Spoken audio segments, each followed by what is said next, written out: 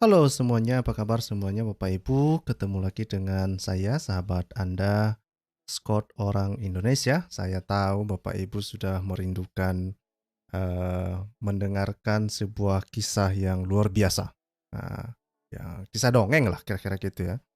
Nah, dan kali ini kita akan melihat beberapa literatur dari Islam sendiri ya yang menceritakan tentang dongeng cincin Sulaiman ini ya. Menariknya kenapa ini sebetulnya kita bilang dongeng ya?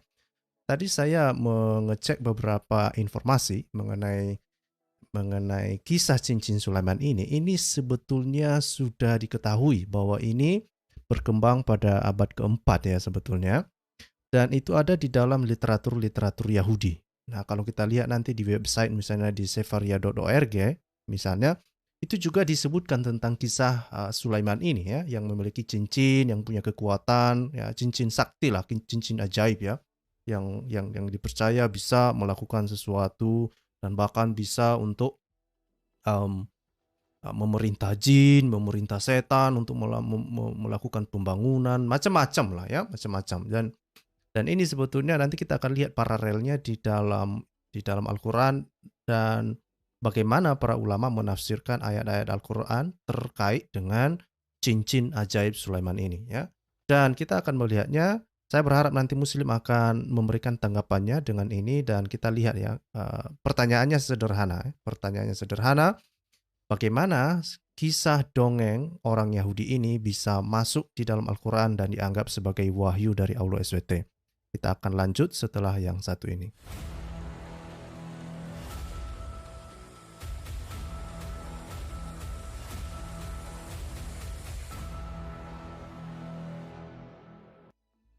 Wah, ternyata salah intro. Harusnya itu intronya dari Scott orang Indonesia ya. Ternyata saya lupa menggantinya. Oke, tapi nggak apa-apa lah. Oke.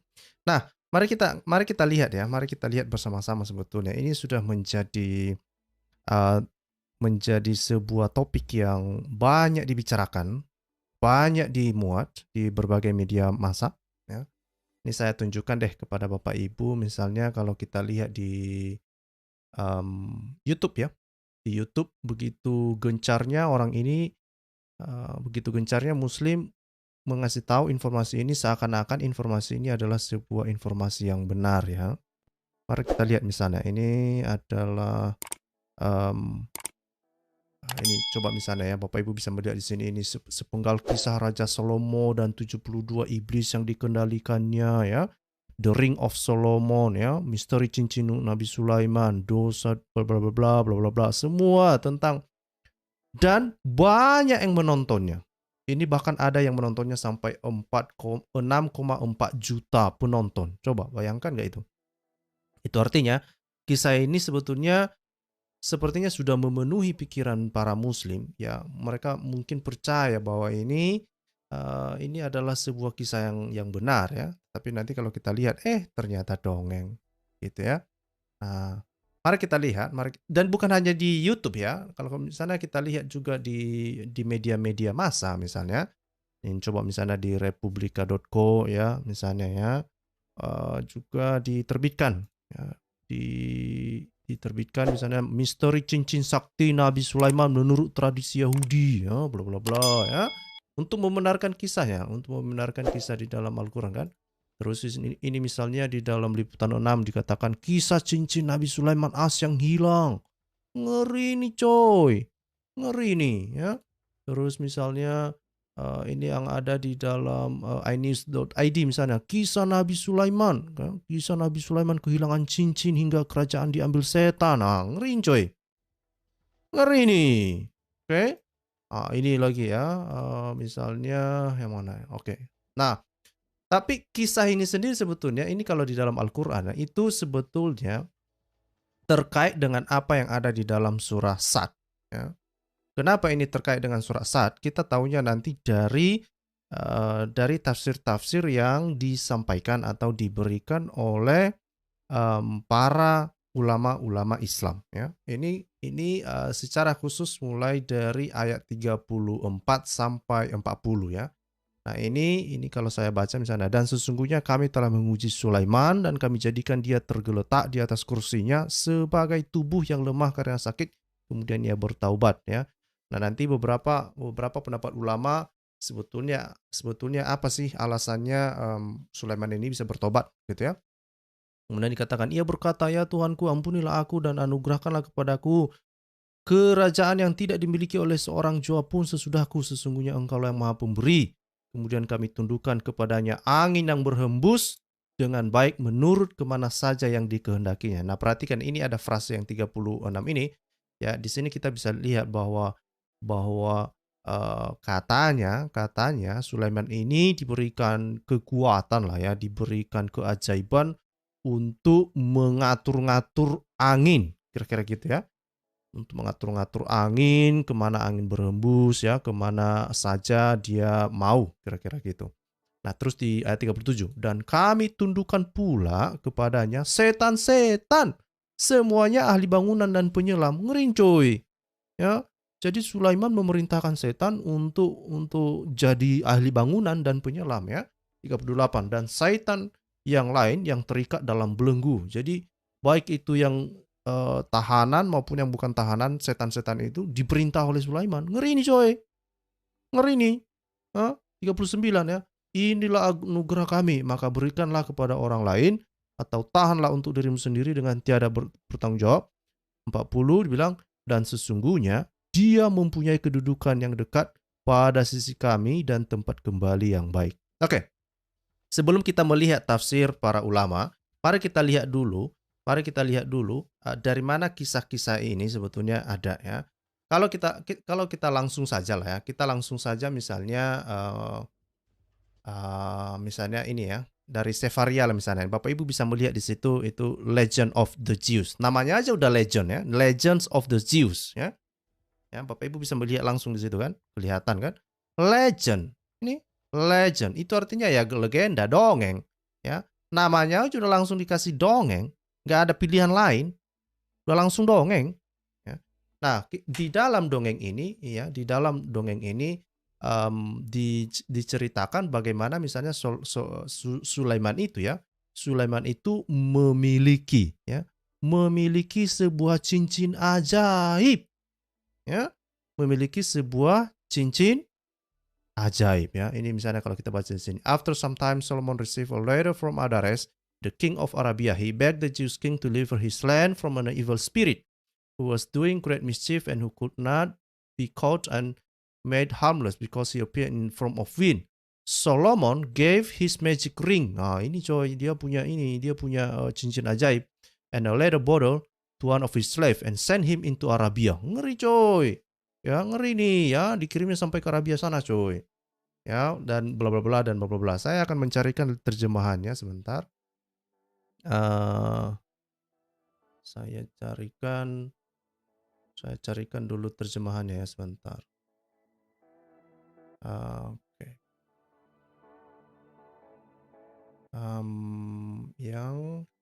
Oke. Nah, ini dia ya. Ini misalnya kalau kita lihat terjemahannya, ya kelihatan ya. Misalnya ini dikatakan bahwa kisah yang ada di dalam Al-Quran itu sebetulnya mirip dengan legenda Yahudi. Tadi kita sudah lihat sumbernya ya, yang versi bahasa Indonesia. Tapi yang versi bahasa Inggris. Yang versi bahasa Indonesia begini, ini terjemahannya. Setelah beberapa lama, Solomon ya atau Sulaiman lah ya, menerima sepucuk surat dari Adares. Nah, ini tadi Adares yang saya bilang tadi itu ya. Ini Adares ya. Nah, ini. Oke. Nah, dia menerima sepucuk surat dari Adares ya, raja dari Arabia yang memohon kepada raja Yahudi itu untuk membebaskan tanahnya dari sebuah roh jahat. Ngeri nih coy ya. Jadi Sulaiman ini sepertinya apa? Ketua geng roh jahat mungkin ya. Terus yang berbuat sangat jahat dan tidak bisa ditangkap dan tidak bisa ditangkal kejahatannya karena sifatnya seperti angin. Kemudian Sulaiman memberikan cincin ajaibnya. Ngeri coy ya, ada cincin ajaib dan sebuah botol air minum yang terbuat dari kulit hewan kepada anak buahnya dan mengirimkannya ke Arabia. Itu yang tadi saya bilang tadi ya. Kita bisa baca di dalam sefaria.org tadi ya. Ini saya tunjukkan aja terjemahannya, oke? Utusan tersebut sukses dengan memasukkan roh jahat itu ke dalam botol. Ngeri coy. Oh, makanya saya tidak heran ya kenapa banyak pesulap-pesulap, banyak itu yang di Indonesia itu katanya mungkin dukun-dukun itu kan. Dukun-dukun biasanya nanti kalau mereka mau mengusir roh jahat, mereka bawa botol ya. Mungkin terinspirasi mereka dari kisah-kisah ini. Gitu ya. Nah, terus apa? Beberapa hari kemudian ketika Sulaiman memasuki bawah suci, ia sungguh terkejut melihat botol tersebut berjalan menuju ke arahnya dan tunduk menghormati padanya. Itu adalah botol yang dipakai untuk menahan roh jahat tersebut. Ternyata roh tersebut adalah roh yang sama yang pernah membantu Solomon. Ngeri. Oke. Nah, ternyata roh tersebut adalah roh yang sama yang pernah membantu Solomon. Dibantu oleh roh jahat itu, ngeri coy. Dibantu oleh roh jahat itu, Solomon mengangkat batu yang sangat besar dari dasar Laut Merah. Tak ada satupun manusia atau roh jahat yang sanggup mengangkatnya, namun oleh Solomon, batu tersebut diangkat ke bait suci, di mana di sana batu itu ditaruh sebagai batu penjuru. Nah, ini adalah sebuah kisah yang ada di dalam legenda ya, atau di dalam dongeng orang Yahudi ya. Dan ini bisa kita akses ya, versi bahasa Inggrisnya itu bisa kita akses di Sefaria. Ini saya kasih linknya. Oke, saya akan bagikan linknya. Silakan mengecek. Nanti mungkin ada Muslim yang mau ngecek itu kisah yang mana. Loh kok ini betul nggak itu kisahnya ya? Silakan cek sendiri ya. Silakan mengecek sendiri. Ini yang versinya sudah tersedia online. Nah, bukan hanya ini saja sebetulnya ya. Kalau kita perhatikan misalnya. Coba kita lihat kapan ini muncul misalnya. Oke, mari kita lihat misalnya. Oke, nah ini ya, ini ada dikasih tahu di nabatea.net ya. Ini dikasih tahu bahwa kisah tentang masalah cincin Solomon ini, Bapak Ibu, ini ternyata di diperkirakan berkembang pada abad eh, abad pertama sampai abad ketiga ya. Oke. Ini Bapak Ibu bisa lihat. Oke. Dan itu ternyata ada di dalam dokumen-dokumen. Nah, menariknya adalah memang dokumen-dokumen yang dimaksud ini bukan hanya satu ternyata ya, ternyata disediakan juga dan bisa kita lihat misalnya di sini. Oke, saya tunjukkan ke Bapak Ibu. Ini ya. Ini saya perbesar. Ini. Ya, The Testament. Kenapa ini? The Testament of Solomon ya. The Testament of Solomon. Saya geser dulu screen-nya sebentar. Oke, ya, biar kelihatan ya. Nah, mudah-mudahan ini sudah kelihatan sama Bapak Ibu dan bisa membacanya. Lebih utamanya Muslim ya. Nah, ini kalau bisa kita lihat di sini, sebetulnya ini dibilang ya, this text is an Old Testament pseudepigraphic catalog of demons summoned by King Solomon and how they can be counter by invoking angel and other magical technique. Jadi ini adalah teks. Ya, teks ini sebetulnya berasal dari pseudepigraphic ya, yang menceritakan tentang setan-setan lah ya, yang diperintahkan oleh Solomon ya, Raja Salomo. Dan kemudian itu diperintahkan dengan magic lah kira-kira gitu ya. Nah, ini dikatakan bahwa dating 1st to 3rd century ya. Jadi itu diperkirakan teks ini ada pada abad pertama sampai abad ketiga setelah Masehi ya, setelah Masehi. Nah, dongeng ini kalau misalnya kita lihat, kita coba cari langsung ke katanya misalnya ring. Ini ya, ini berbicara, ini Bapak Ibu bisa melihat yang warna kuning ini. Nah, ini berbicara tentang ring Solomon ini, berbicara tentang ring ini semua ya. Dan yang mana ring atau cincinnya Solomon ini memiliki kekuatan ajaib yang bisa mengontrol angin, mengontrol setan, mengontrol ya pokoknya memiliki kekuatan gaib lah, ngeri lah pokoknya. Oke. Nah, dan bukan hanya itu, misalnya kalau kita lihat lagi literatur yang lain ya, ini misalnya juga kita bisa lihat di dalam ini dikatakan ya early Jewish writings ya. Nah, ini sama juga ya, dikatakan bahwa ini berasal dari abad pertama sampai abad ketiga setelah Masehi. Sama juga kalau misalnya kita lihat, kita cari kata ring, ini kita bisa lihat ya bahwa ini dikatakan ya, eh, dikatakan tentang kekuatan ring ini ya. Nah, jadi Muslim sekali lagi bagaimana hal ini bisa dipercaya dan menjadi sesuatu yang dipercaya oleh para muslim ya, yang menjadi inspirasi Al-Qur'an ya, terutama yang Al-Qur'an yang surah 38 mulai dari ayat 34 sampai 40 ini.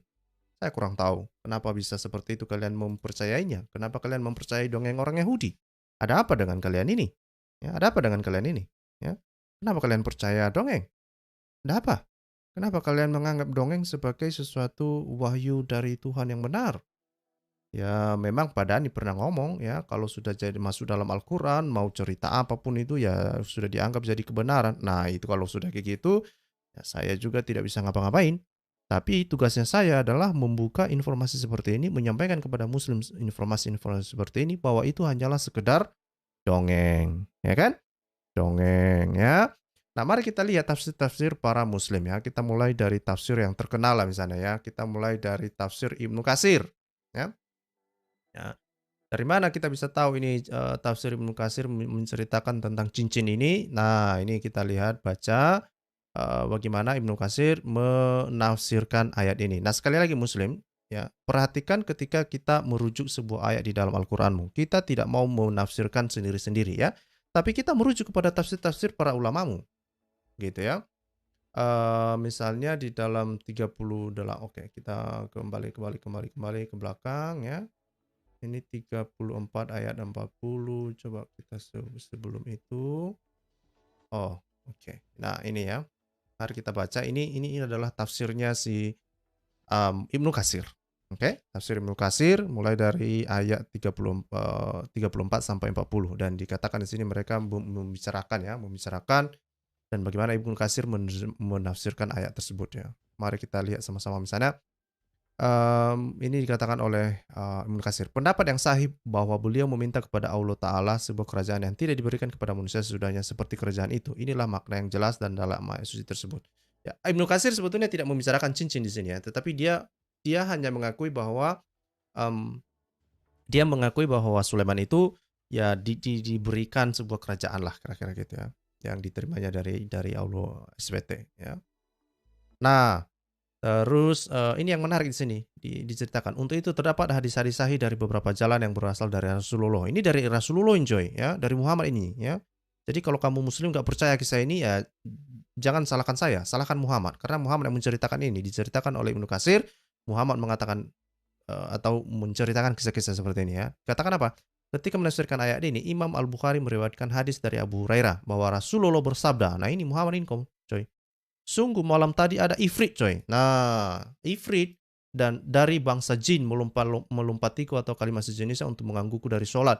Lalu Allah tabaraka wa ta'ala memberiku kemampuan untuk menangkapnya dan aku ingin mengikatnya di salah satu tiang masjid. Sehingga pada pagi hari kalian semua dapat melihatnya. Lalu aku teringat perkataan saudaraku Sulaiman katanya ya. Jadi coba perhatikan di sini ya.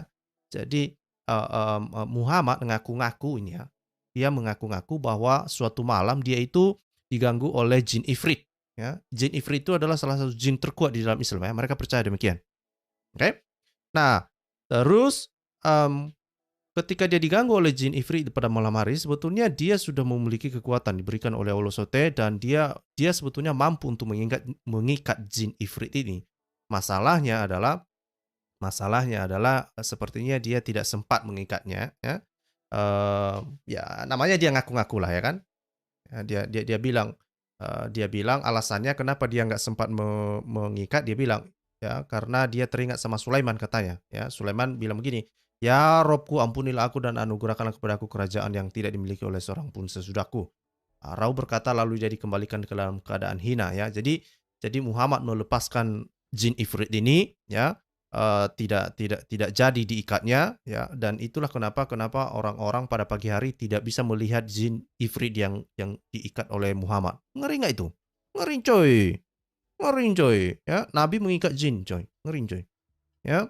Nah, ini juga diceritakan oleh orang lain ya, misalnya oleh Muslim, kemudian Nasai dari Subah ya.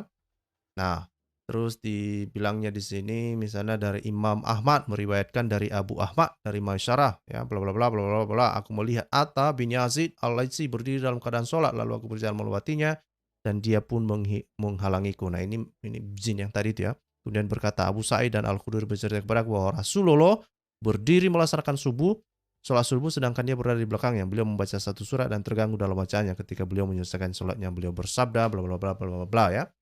Nah, terus bilang seandainya kalian melihat aku dan iblis, jadi perhatikan ini ya. Jadi ketika Muhammad sedang sholat, ternyata dia diganggu oleh iblis ya, berarti ya. Nah, jadi Muhammad mengatakan seandainya kalian melihat aku dan iblis, maka aku tangkap dia. Jadi ini Muhammad ini bisa dia nangkap iblis coy. Aku tangkap dia dengan tanganku dan terus aku cekik sehingga aku dapati rasa dingin air liurnya di antara kedua jariku ini, katanya. Ngeri coy. Ya. Ibu jari dan telunjuk dan seandainya bukan karena doa saudaraku Sulaiman, ini dia ngaku-ngaku saudara Sulaiman coy. Ya. Tentu sampai pagi hari terikat di salah satu tiang masjid menjadi permainan anak-anak Madinah ya. Maka barang siapa di antara kalian mampu untuk tidak dihalangi sesuatu antara dirinya dan kiblat, maka lakukanlah. Jadi alasannya kenapa dia nggak dia ikat jin atau iblis ini sampai pagi hari karena dia teringat perkataan saudaranya Sulaiman katanya. Nah, ternyata Sulaiman bersaudara rupanya sama Muhammad. Suka-suka mula Muhammad. Kau ngaku kayak manapun terserah lah ya. Nah, ini kita lihat dari Ibnu Katsir sebetulnya tidak terlalu jelas bagaimana eh, kita hanya bisa melihat bagaimana Muhammad mengasosiasikan dirinya dengan Sulaiman yang memiliki kekuatan ajaib yang bisa mengendalikan jin, bisa mengendalikan iblis, bisa mengendalikan setan. Nah, itu sebetulnya poin dari Ibnu Katsir ini ya. Itu yang mau saya sampaikan kepada kita semua. Sekali lagi, Muhammad mengasosiasikan, menyamakan dirinya dengan Sulaiman, yang mana di dalam pandangannya dia pikir bahwa Sulaiman itu memiliki kekuatan ajaib yang bisa mengendalikan jin, gitu ya. Padahal kalau kita lihat di dalam perjanjian lama, di dalam perjanjian lama itu jin itu tidak dikenal ya. Tapi ya itulah namanya juga Muhammad kan gitu, ya. Nah, mari kita lihat tafsir tafsir At-Tabari deh. Kita mulai dari tafsir At-Tabari ya. Kita mulai dari At-Tabari, mulai dari ayat 34 ya. Nah, coba kita lihat sebentar. Oke. Nah, ini kalau kita lihat, ini adalah tafsirnya ya. Tafsir, ini saya tunjukkan dulu kepada Muslim, tafsir tentang ayat apa dulu ya kan? Oke. Oke. Ini ya. Mulai dari bahkan itu menjadi bagian dari tafsir surah An-Naml ya. Ayat 20 surah 27 mulai dari ayat 81 sampai 82 itu juga cincin Sulaiman ini disinggung. Oke, sebelum kita lanjut saya tunjukkan dulu bukunya sama Muslim ya. Nanti mereka pikir ini ecek-ecek pula kan. Nah, ini ya, tafsir At-Tabari. Oke, tafsir At-Tabari. Jadi ini bukan tafsirnya saya ya. Sekali lagi, Muslim kita menghargai tafsir kalian ya. Cuma ya itulah kualitas tafsir kalian itu menceritakan demikian. Coba perhatikan ini ya. Dikatakan bahwa Al-Qasim menceritakan kepada kami berkata bla bla bla bla bla. Ya, kemudian Rasulullah bersabda, binatang itu keluar ya. Binatang itu keluar bersamanya ada cincin Sulaiman dan tongkat Musa. Ia jadikan wajah orang beriman percaya dengan tongkat Musa dan dia cap hidung orang kafir dengan cincin Sulaiman. Jadi sebetulnya Muhammad menceritakan apa yang bisa dilakukan oleh setan yang telah berhasil mengambil ya menggunakan cincinnya Sulaiman ya. Nah, dari mana kita bisa lihat nanti lebih jelas tentang cincin Sulaiman ya. Mari kita lihat sama-sama Bapak Ibu. Misalnya itu bisa kita lihat di dalam tafsir Al-Qurtubi ya. Dalam Al-Qurtubi. Nah, silakan Muslim silakan lihat judulnya ya, Tafsir Al-Qurtubi ya. Dalam tafsir Al-Qurtubi volume 15 atau jilid 15 itu mari kita cari langsung kata cincin ya. Kalau kita lihat ini perhatikan di sana ya. Ini adalah tafsir dari ayat coba. Nah, ini tafsir dari ayat 38. Coba ini ya. Ayat 38 mulai dari ayat 34 sampai 40 itu ya. Saya sudah blok itu. Oke? Ya, thank you Pak Wiwin ya. Ada ini ya. Ini tentang cincin Sulaiman di akhir zaman. Oke. Nah, jadi apa yang dikatakan oleh tafsir-tafsir ini? Mari kita lihat. Mari kita lihat coy. Ya, mari kita lihat ya. Ini kalau kita lihat di sini. Nah, ini dikatakan Ibnu Abbas berkata. Ya, Ibnu Abbas ini bukan orang ecek-ecek ini. Sakhir bin Umair ini setan yang durhaka katanya. Sakir bin Umair ini setan yang durhaka. Jadi namanya itu Sakir ya, Sakir. Ya. Makanya Muslim jangan kasih nama anakmu Sakir ya. Nanti itu adalah nama setan yang durhaka katanya. Ngeri coy. Oke. Semua setan tidak mampu mengalahkannya. Ya.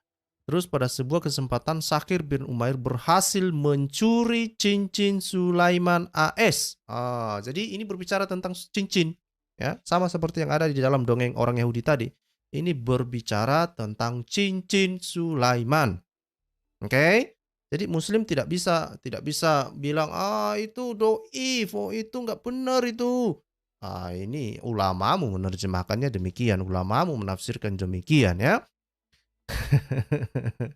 Shakira, oh enggak lah, Shakira itu mah artis cantik lah ya. Terus dibilang, penyebabnya Sulaiman AS tidak memasuki kamar kecil dengan mengenakan cincinnya. Ngeri nih coy.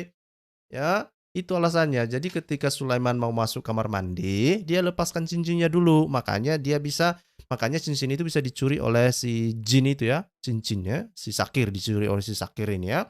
Setan yang durhaka ini. Oke.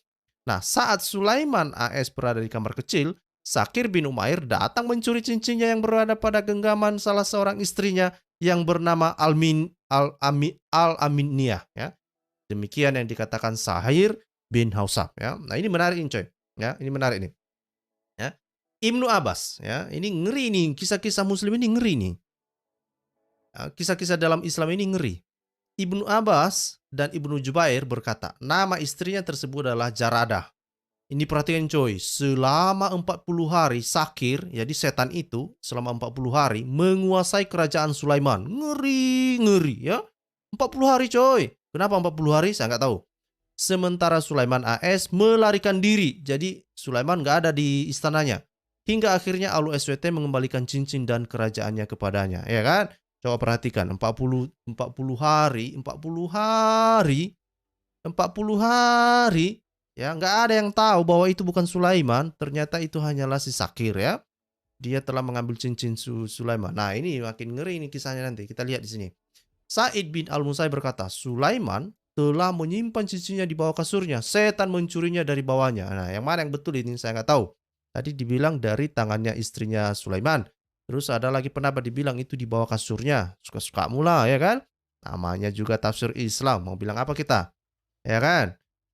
Jangankan kisah ini yang mau digombal-gambulkan ya kan. Tafsir ayat Alkitab aja mereka gombal-gambulkan. Apalagi yang ini ya kan. Terus bilang, Mujahid berkata, ini semakin seru ini. Setan merampasnya dari tangan Sulaiman AS. Nah, tadi kan dari tangan istrinya. Sekarang dari tangan Sulaiman. Yang mana yang betul? Nggak tahu saya. Suka-sukamu saja, ya. Sebab Sulaiman AS bertanya kepadanya dan nama setan tersebut adalah Asif. Nama tadi yang pertama itu Sakir ya. Sekarang namanya jadi Asif. Nah, ngeri nih. Ya, bagaimana cara kamu menyesatkan manusia? Asif menjawab, berikan kepadaku cincinmu dan aku akan memberitahukan caranya. Sulaiman AS mencopot cincinnya dan memberikannya kepada Asif. Nah, sekarang bukan dicuri ya. Ternyata apa? Dikasih ya. Dikasih dengan sukarela oleh Sulaiman. Yang mana yang betul? Suka-suka kalian saja ya. Setelah mendapatkannya, Asif duduk dan kursi Sulaiman dan dengan jasad yang menyerupai Sulaiman. Nah, perhatikan ini. Jadi si Asif ini ya berubah wujudnya mirip seperti Sulaiman. Nah, tidak cukup demikian, Asif pergi menemui istri-istri Sulaiman. Ngerin coy. Asif juga ya kan, beng-beng dengan istri Sulaiman coy. Dan menunaikan hajatnya kepada mereka. Asif juga bertindak layaknya raja, tetapi dia memberikan keputusan yang salah. Ngeri coy. Ngeri dongeng ini bah. Ya. Inilah yang dipercaya oleh ulama-ulama Islam ini coy. Ya, terus bilang saya, ulama berselisih pendapat tentang masalah apakah Asif sempat menggauli istri Sulaiman. Diriwayatkan dari Ibnu Abbas dan Wahab bin Munahib bahwa Asif mendatangi mereka saat mereka sedang mengalami haid. Mujahid berpendapat Asif tidak dapat menggauli mereka. Ngeri coy ya. Jadi ada aturan-aturan juga ya. Ngeri ya. Aduh. Aduh, suka-suka kalian lah ini kan. Nah, mari kita lihat sama-sama. Nah, ini bilang ya. Kerajaan As pun berakhir. Kerajaan Sulaiman pun berakhir ya. Sulaiman AS melarikan diri menuju tepi laut. Tepi laut mana kita nggak tahu ya kan. Sulaiman menumpang di rumah penduduk. Untuk mendapatkan rezeki, Sulaiman bekerja mencari upah dengan mengangkut ikan-ikan hasil tangkapan para pelaut. Jika orang-orang berkata bahwa dia itu adalah Sulaiman, Sulaiman AS menyangkalnya. Ngeri nih coy ya. Ngeri ini. Qatada berkata, setelah bangsa Israel menolak keberadaan Sulaiman AS dan setan mengambil alih kerajaannya, Sulaiman AS bekerja memperoleh upah dengan cara mengangkut hasil pencarian pelayan ya. Nah, ada yang mengatakan Sulaiman bekerja sebagai upah mendapatkan makan. Ibnu Abbas berkata Sulaiman AS mengambil upah dari bekerja mengangkut ikan ya. Nah, terus dibilang sini. Ini semakin seru ini. Ada yang mengatakan Sulaiman AS turut mencari ikan. Ketika ia memperoleh ikan lalu memotongnya dari dalam perut ikan, dia mendapatkan cincinnya. Nah, sebetulnya Bapak Ibu ya, kalau kita lihat kisah-kisah ini ya, saya hanya curiga ini sebetulnya ini mereka bikin dongeng-dongeng yang mirip-mirip ketika Yesus menyuruh Petrus untuk mengambil beberapa dirham, 2 dirham kalau nggak salah di dalam mulut ikan ya. Jadi ini Muhammad ini sepertinya mengarang sebuah kisah juga ya, bahwa cincin Sulaiman itu ada di dalam perut ikan katanya gitu. Ngeri nih coy. Sulaiman jadi nelayan. Wah, jangan ketawa ya Pak Roy. Ya, nikmati aja show-nya ya. Enjoy the show. Alright. Nah, terus dibilang sini ya, kejadian tersebut terjadi setelah 40 hari dari dia kehilangan kerajaannya. Hitungan hari tersebut adalah hitungan di sembahyang patung di istananya. Adapun kisah bagaimana Sulaiman bisa menemukan cincinnya di dalam perut ikan tersebut adalah karena setan yang mencuri cincinnya membuangnya ke laut. Ngeri coy. Ya, jadi cincinnya dibuang oleh setan ke laut. Entah kenapa dilemparnya di laut, nggak tahu kita. Ya kan? Ya, dibilang di sini ya, Sulaiman berada di tepi laut untuk mencari cincinnya. Cincinnya jatuh ke dalam laut dan keberadaan kerajaannya tersebut berada pada cincinnya. Cobalah dulu ya. Kalau orang berpikir normal saja, dari kisah ini saja udah ketahuan nih, ini cerita apa ini? Ini cocoknya untuk anak umur 5 tahun ke bawah ini. Ya. Tapi ya inilah yang diyakini diimani oleh muslim. Mau bilang apa kita? Ya kan?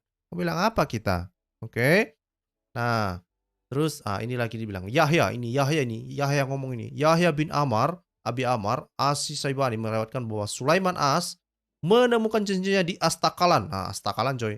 Astakalan ya. Ketika Sulaiman berjalan menuju Baitul Maqdis sebagai bentuk perendahan hati kepada Allah SWT. Ngeriin coy. Ya. Nah, ini Bapak Ibu nanti bisa membaca ini panjang ceritanya ini dan mereka ya banyak para ulama itu ya berkisah sambung lah ya, berkisah sambung mereka menceritakan tentang Sulaiman ini yang kehilangan cincinnya ya. Mari kita lihat. Ini masih tafsir Al-Qurtubi coy. Mari kita lihat tafsir Tabari ya. Tabari ya. Tabari. Supaya tidak terlalu panjang ya, saya langsung saja. Ya. Ini misalnya dalam Tabari. Jadi bagaimana Tabari menafsirkan ayat 38 surat 38 mulai dari 34 sampai 35 ya. Mari kita lihat ya. Bagaimana ini ya. Dikatakan di sini apa? Ya. Misalnya dikatakan Muhammad bin Sa'd menceritakan kepadaku berkata bla bla bla bla ya, dan sesungguhnya kami telah menguji Sulaiman dan kami jadikan dia tergeletak di atas kursinya sebagai tubuh yang lemah dan karena sakit kemudian dia bertobat. Ia berkata, tubuh itu adalah setan yang kepadanya Sulaiman menyerahkan cincinnya. Ngeri nggak itu? Ya, jadi ternyata yang sakit itu ya, yang ada di dalam Al-Qur'an tadi, ini yang ada di dalam Al-Qur'an tadi Bapak Ibu. Nah, ini ya, saya tunjukkan ya. Yang lemah itu, ini mana tadi? Sebentar, 34. Oh ini ya, ayat 34 ya. Sesungguhnya kami telah menguji Sulaiman dan kami jadikan dia tergeletak di atas kursinya sebagai tubuh yang lemah karena sakit, kemudian dia bertaubat. Nah, ternyata ada para ulama memberi pendapat bahwa yang sakit itu adalah setan yang menyerupai tubuh Sulaiman. Ngeri coy. Nah, ya, kita kembali ke tafsirnya. Ini orang Islam ini kok. Bukan kita yang ngarang-ngarang ya, bukan Ngapain kita ngarang-ngarang ya? Kita percaya sajalah, kita ikuti saja narasi orang ini ya. Nah, tetapi silahkan berpikir sendiri, ini adalah sebuah kebenaran atau sebetulnya cocok diperdengarkan kepada anak-anak 5 tahun, umur 5 tahun atau gimana ya. Nah, masih sama dengan apa yang disampaikan di dalam tafsir Al-Qurtubi tadi, ya, bagaimana cincin itu sampai ke setan, dikatakan bahwa Sulaiman itu memberikan cincinnya kepadanya ya, dan itu yang diceritakan di dalam ini juga ya. Mari kita lihat lagi apa bagaimana. Oke, kita lihat cincin-cincin ya. Terus dibilang sini ya, ini lebih lebih seru lagi ya. Sampai pada suatu hari ada seorang wanita memberinya makan berupa ikan. Lalu Sulaiman membelah perut ikan itu dan mendapati cincinnya ada di perut ikan tersebut. Kerajaannya pun kembali kepadanya sedangkan Asif lari dan masuk ke dalam laut. Nah, tadi katanya awalnya dikatakan bahwa cincin itu kembali kepada Sulaiman itu karena dia berjalan-jalan di tepi pantai gitu ya, dan kemudian, dia mendapatkan ikan, lalu dia dapat cincinnya dari perut ikan itu tersebut. Nah, ini ada cerita kedua dibilang ada seorang perempuan, ngasih dia makan ikan, lalu ketika dia belah perut ikan, ada cincinnya. Suka-suka kalian saja ya, suka-suka kalian saja ya. Nah, terus, inilah panjang ceritanya mengenai cincin-cincin ini ya. Nah, panjang. Ini dikatakan, apabila Sulaiman ingin masuk kamar mandi, ia tidak masuk dengan membawa cincinnya. Pada suatu hari ia pergi ke kamar mandi, dan setan yang bernama Sakir ada bersamanya. Dan itu terjadi ketika salah seorang istri yang berbuat dosa. Oh, ngeri coy. Sulaiman masuk kamar mandi dan memberikan cincinnya itu kepada setan tersebut. Setan itu lalu melemparkan cincin Sulaiman ke laut. Lalu cincinnya itu ditelan oleh seekor ikan. Maka kerajaan Sulaiman terampas darinya. Setan itu lalu menjelma dalam wujud Sulaiman. Ia datang dan duduk di atas singgasana Sulaiman, serta menguasai seluruh kerajaan Sulaiman selain istrinya. Ia memutuskan perkara di antara mereka dan mereka tidak mengenali hal-hal yang menjadi kebiasaan Sulaiman sehingga mereka berkata, Nabi Sulaiman telah terkena fitnah. Ya. Nah, kita sudah tahu bagaimana ayat Al-Qur'an ini ya. Ya setidaknya para ulama menafsirkan demikianlah ya, bahwa ayat Al-Qur'an ini ya mulai dari ayat 34 ya, surah Sad ya, surah 38 mulai dari ayat 34 sampai 40 ini berbicara tentang Sulaiman yang kehilangan cincinnya, kemudian ada setan menyerupai Sulaiman. Ya, dan ternyata cincin itu memiliki kekuatan yang bisa mengendalikan jin, ya. Nah, ternyata itu hanyalah sebuah dongeng saja. Dongeng, dongeng, dongeng belaka saja. Oke? Itu hanyalah dongeng belaka saja dan itu bisa kita lihat di dalam berbagai kisah-kisah Islam ini ya melalui tafsiran para ulama Islam ya, ulama Islam. Nah, ini kita bisa lihat bagaimana ini diceritakan. Ini sepertinya seru sekali dalam dunia Islam ini ya. Makanya pantas saja nanti kalau kita misalnya lihat ya, kita cari misalnya di internet ya, cincin ajaib Sulaiman, itu banyak sekali internetnya. Banyak sekali artikelnya itu. Banyak sekali. Ya, banyak sekali. Nah, mungkin ini ya kebiasaan mereka memang ya. Mungkin kebiasaan orang Islam ini memang suka sekali mereka mendengarkan dongeng, ya suka-sukamu lah, ya kan. Kalau kamu percaya bahwa dongeng adalah sebuah wahyu, ya silahkan juga, nggak ada yang melarang. Cuma yang kita pertanyakan adalah mengapa sebuah dongeng ya dianggap sebuah kebenaran dan masuk bagian dari Al-Quran itu sendiri, ya. Bagaimana hal itu bisa terjadi, ya. Mungkin ada muslim yang baru datang, silakan ini adalah misalnya informasi tentang dongeng itu yang berkembang pada abad pertama sampai abad ketiga ya. Ya, ini ya diceritakan tentang cincin Solomon itu dan Bapak Ibu bisa mengeceknya nanti. Ya, silakan. Oh, ini saya bagikan link dia. Ya, saya bagikan linknya supaya nanti Muslim bisa mengeceknya untuk dirinya sendiri supaya dia mikir-mikir apakah dia akan terus mempercayai dongeng atau dia akan memikirkan untuk mencari kebenaran yang sebenarnya gitu ya. Saya sudah bagikan link Bapak Ibu, kalau ada Bapak Ibu yang berkenan untuk bergabung untuk diskusi-diskusi, atau saya ada yang terlewatkan, atau ada teman-teman muslim yang mau membela bahwa kisah Sulaiman ini bukanlah dongeng. Cincin Sulaiman itu bukan dongeng. Ya, silakan juga ya. Silakan buktikan bahwa itu bukan dongeng. Saya menunggu teman-teman muslim, mana tahu ada yang bisa memberikan kita pencerahan lebih mantap lagi bahwa itu bukanlah sebuah dongeng tapi sebuah kebenaran. Hayo muslim, ditunggu kedatangannya, ditunggu penjelasan yang lebih mantap ya. Salam Pak Jo, apa kabar Pak Jo? Selamat malam. Iya, kabar baik Ya, malam. ya Pak. Iya, Silakan Pak. iya. Ini bahas Sulaiman ya. Iya Pak. Bapak mau Saya mendapatkan cincin Sulaiman gimana ya Pak? nggak tertarik saya Pak, Cici Kenapa? Sulaiman. Kenapa Yang Pak? saya tertarik ini Pak, tanda tanya saya gini Pak. Sebenarnya profesi Sulaiman ini apa Pak? Raja, nelayan, dokter hewan, atau gimana ini?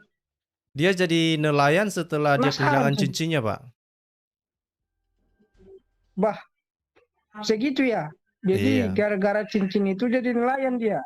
Iya Pak. Karena cincin itu masuk ke perut ikan gitu. Ya, Diambil setan. dimakan ikan.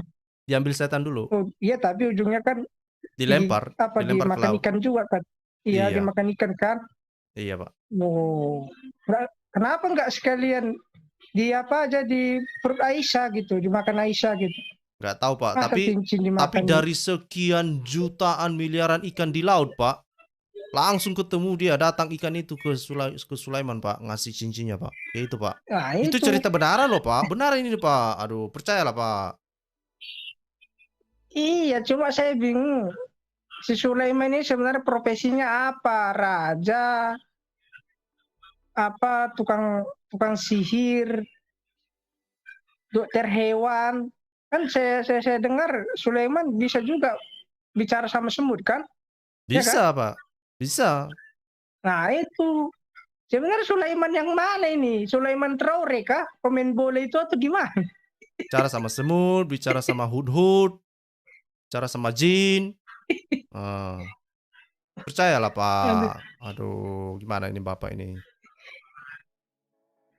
Iya, cuma saya rasa mungkin gini ya, mungkin di zaman dahulu orang Arab suka cerita beginian kalau saya. Cerita beginian kayak spektakuler gitu kan. Memperdalam iman kan, ya kan? Cuma di zaman sekarang apakah ada orang yang percaya ini? Itu pertanyaannya Pak. Nah, dari katanya dia raja, jadi tukang apa, jadi nelayan, bisa pula lagi dia bicara sama semut. Wah, gimana ya ini, sumber dari mana yang dikarang? Apa ini penafsir ini? Bingung saya, terlalu apa memang pikiran mereka ya? Terlalu liar atau gimana? Terlalu kreatif.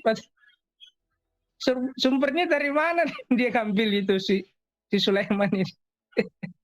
Karena di Alkitab nggak ada cerita yang beginian gitu. Dari mana diambil ya sumbernya gitu? Saya Sampai makin sekarang bingung ini. Saya makin yakin begini sih Pak. Coba kalau kita perhatikan ya. Kalau kisah Solomon, kalau dongeng tentang cincin Sulaiman ini kan berkembang mulai dari abad pertama, diperkirakan di abad pertama sampai abad ketiga lah ya. Nah, sementara juga kisah tentang penyerupaan Yesus itu kan berkembang di awal abad kedua ya, yang Injil Basilides. Itu artinya bahwa Injil-Injil yang berkembang di abad kedua, ya, mulai dari abad kedua itu sepertinya berkembang pesat di kawasan Arabia Utara berarti. Makanya saya pikir tidak heran ketika hal-hal seperti itu dianggap sebuah kebenaran oleh orang Arab pada saat itu. Karena saya nggak percaya Muhammad ya, tapi orang-orang Arab menganggap itu sebuah kebenaran dan dikumpulkan menjadi sebuah kitab gitu. Gimana menurut Pak Jo? Ya itu Pak. Dan satu lagi kan ternyata Pak Maskot saya baru tahu. Ternyata setan itu namanya Zakir ya. Tuh, Sak Sakir, kukira Sakir, Zakir. Sakir. Bukan Zakir Naik, bukan. Sakir lah. Ya, iya. Itu kan kalau di Arab namanya Sakir, kalau India mungkin Zakir ya. Mungkin ya, mungkin lah gitu. Mungkin lah ya. Nah, itu saya baru tahu sekarang nama setan itu Sakir gitu kan. Dan setan itu bisa juga berubah jadi Sulaiman katanya tadi kan. Nah, menjelma kata jadi Sulaiman. Wah, hebat juga si setan ini, bah. Pikiran saya gitu. Tapi waktu Sulaiman pergi ke kamar mandi diikuti juga, bah, paskotnya. Ya kan? Ya, kayaknya Ini setannya nunggu-nunggu ngapain? itu. Penjaga WC gitu. Iya, makanya ketika Sulaiman lengah langsung diambilnya, Pak. Cuma Pak Paskot, sebenarnya si penafsir ini menceritakan dongeng-dongeng ini apa makna yang apa ibaratnya kan kalau legenda Pak ada kan apanya misalnya hal yang baik gitu. Ini maksudnya si penafsir ini menceritakan banyak cerita-cerita tentang cincin Sulaiman ini apa? Hal yang amanat Saya apa pelajarannya yang mau diambil? Saya yakinnya ini untuk mendukung klaim Muhammad yang mengatakan Muhammad itu bisa juga mengendalikan jin. Jadi Muhammad menyamakan Oh, dirinya juga sama seperti Sulaiman yang bisa mengendalikan jin, gitu. oh, jadi penafsir menggiring kita supaya Sepertinya, kita percaya bahwa si Sulaiman ini bisa apa ya mengendalikan jin gitu ya. sepertinya Oh begitu. gitu ya. Supaya sama lah ibarat yang surat Al-Jin itu ya kan Pak. Kan ada orang itu Itulah, yang dikelilingi jin itu kan. Nah itulah. itu ya mungkin juga sih ya. Yaudah Pak Scott itu aja dari saya sudah tahu maksud si penafsir ini. Terima kasih Pak Scott. Oke, terima kasih Pak Jo. Salam Pak Wiwin, apa kabar Pak? Shalom, salam, selamat malam, Bro Scott. Malam Bapak Pak. Hilang suaranya Pak. Pak Wiwin hilang ya, suara. Oke, itu silakan. saya kirimkan linknya itu Bro Scott Oke, bentar ya, di saya private share. chat. Saya share.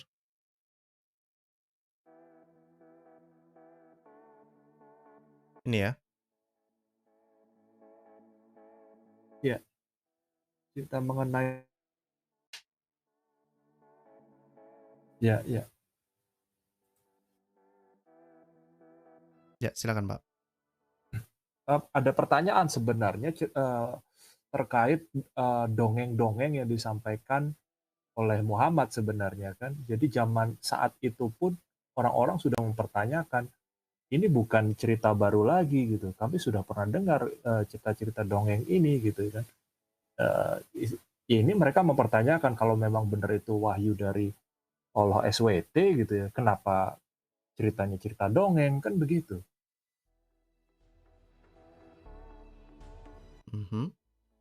Ya kan? Nah, jadi maksudnya sebenarnya harusnya rekan-rekan muslim ini bisa berpikir kritis, artinya pertanyaan yang disampaikan oleh Bro Scott ini sebenarnya bukan suatu pertanyaan yang baru, Bro Scott. Jadi mereka tuh sudah mempertanyakan itu gitu loh.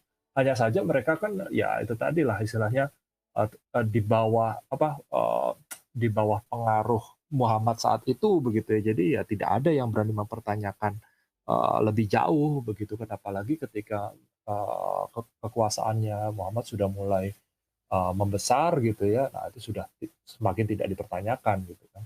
Nah itu poin nomor satu saya gitu ya. Nah poin nomor duanya saya sebenarnya Bro Scott, saya berpikir begini nih, apa namanya, ketika cerita-cerita dalam tafsir ini sekarang menjadi terlihat lucu begitu ya, kenapa mereka tidak berupaya untuk apa ya, menghilangkanlah istilahnya, menghapuslah atau kayak seperti zaman Utsman dulu dibakar itu. Kalau menurut Anda kira-kira kenapa itu, Bro Scott? Kenapa kok masih ada itu apa namanya catatan-catatan seperti ini yang tanda petik sebenarnya memalukan bagi mereka gitu kan. Saya yakin teman-teman Muslim di sini nggak ada yang akan berani bilang bahwa tafsir ini salah kan begitu. Gimana menurut Anda, Bro Scott? Saya yakin mereka percaya ini sebuah kebenaran. Itu satu. Itu yang mereka percaya. Jadi nggak mungkin mereka buang. Pak Wiwin, saya jadi teringat Pak sama Bapak tadi kan nanya apakah orang Muslim percaya kepada tafsir ini. Jadi saya teringat sama Ibu dokter Pak, dokter siapa itu yang kemarin masuk di tempat Bang Edis gitu. Nah ini dia juga percaya Pak bahwasanya apa perempuan itu punya air mani gitu, karena tertulis di kitab dia gitu. Sampai mati-matian dia gitu membela itu Pak. Iya. Oh, saya tidak mengikuti itu Pak Jo. Jadi bahkan seorang dokter pun bisa apa ya kalau saya bilang membuang pengetahuannya demi membenarkan ini begitu ya maksudnya Pak Jo ya. Iya Pak, tapi pembenarannya bingung Pak. Membelanya gini. Ya kan Paulus begini-begini, ya kan Yesus begini-gini. Pembenarannya lucu Pak. Lari ke Paulus dulu gitu. Atau lari ke Yesus dulu gitu. Jadi mau tidak mau mereka memang harus meyakini ini ya gitu ya seperti yang tadi Bro Scott bilang istilahnya Pak Dhani gitu ya, Pak Dhani bilang ya nyatanya tertulis begitu ya mau tidak mau harus diyakini begitu meskipun secara logika itu ya bodoh kan begitu, atau pesan moralnya yang tadi Pak Jo bilang itu pesan moralnya sendiri juga nggak jelas atau tidak ada ya gitu ya. Nah itu Pak setelah saya tanya sama Pak Scott apa amanat atau pesan yang diambil ya Pak Scott kan supaya sama kayak yang nomor punggung itu bisa mengendalikan jin. Ya udah saya berterima kasih Pak. Ya. Ya. Nah, ini saya juga ada satu lagi pertanyaan sebenarnya Pak Jo atau Bro Scott ini yang Bapak di sini juga yang bisa bantu mungkin ya.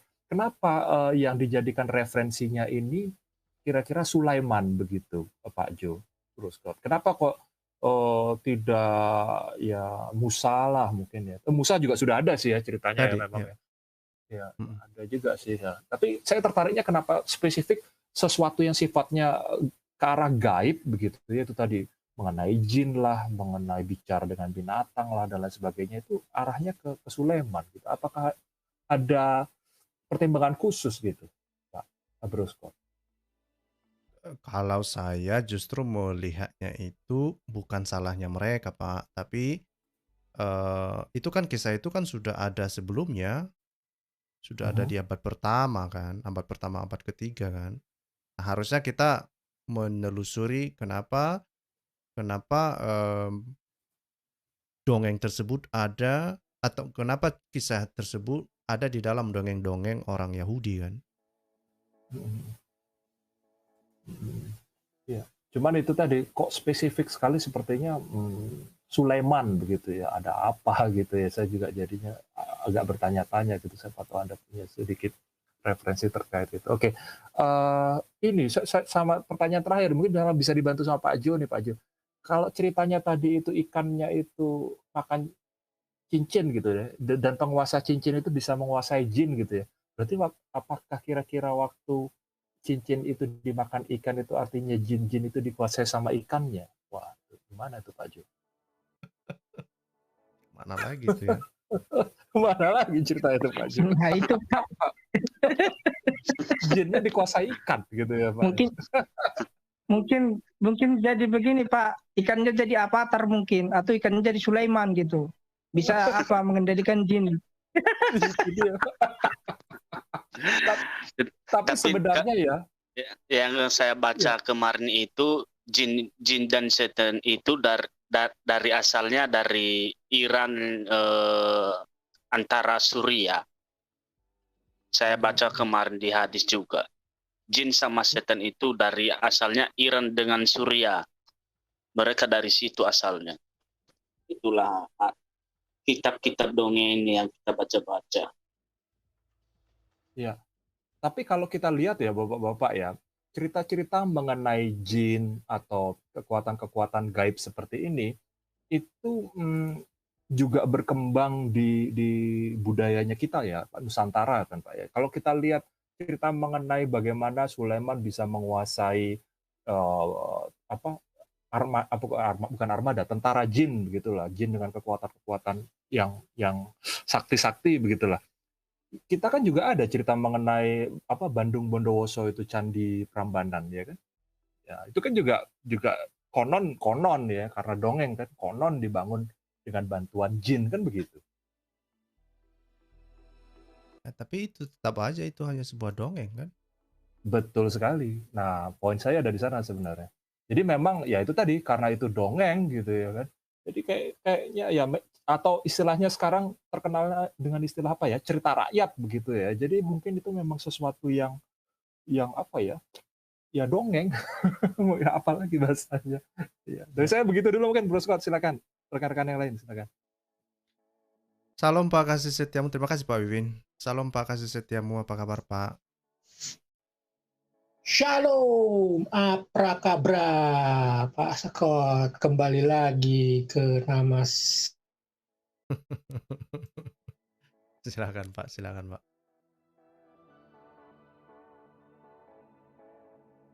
Kok hilang Pak? Halo Pak? Waduh, bikin kopi dulu Pak, kalau gitu. Ke Pak Sarmaha dulu deh, Pak Sarumaha, silakan Pak. Ya, tentang apa tadi ya? Saya baca itu tadi tentang mereka mempercayai tentang apa yang cincinnya. Itu apa perlombaan? Oh, ya tadi saya dengar tentang yang disampaikan Pak Scott ya. Memang kalau mereka masuk di room ini, mereka membacakan, tidak akan mereka mengatakan kami percaya. Ya, tetapi mereka kalau namanya itu apa namanya, pura-pura tidak tahu begitu, padahal sudah tahu. Ya, karena mereka kalau langsung mereka mengatakan kami percaya, pasti akan ada sedikit kemaluan ya. Malulah mereka, ya, begitu. Kenapa saya katakan itu? Di kitab mereka itu nanti kita bilang, apakah kalian percaya ini? Itu bukan apa namanya, bukan sahih namanya. Ya. Tapi mereka melakukan, itulah syaratnya mereka. Ya. Mereka melakukan. Ya. Kebanyakan mereka ini, kalau saya rasakan tentang ini Salomo ini, Sulaiman ya. Mereka memakai perkataan ini, makanya mereka apa namanya pergi apa namanya itu apa dibilang itu kalau pensunda dukun-dukun itu ya. Mereka memakai ini karena mereka katakan ini adalah perintah Allah. Ya. Tetapi mereka tidak tahu akibatnya ini sebetulnya. Kan ini kalau mereka pergi itu kan ada tumbalnya. Kan kita dengar itu kemarin yang terjadi itu. Ya, dicongkel mata cucunya untuk tumbal. Kan dia sudah ditangkap kemarin itu. Banyak yang dibunuh anaknya lagi. Untuk pergi itu mendapatkan itu ilmu itu. Ya, kebanyakan mereka itu ya, dukun-dukun itu menyatet orang, nah, membangunkan itu siapa pocong. Yang pocong-pocong itu hantu mereka sendiri karena mati mereka itu sudah diikat-ikat. Makanya roh kematian itu tidak senang membangun dia karena sudah diikat.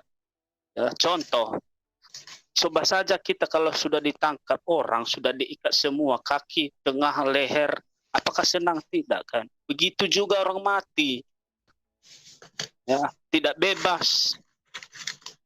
Tapi mereka tidak memahami itu.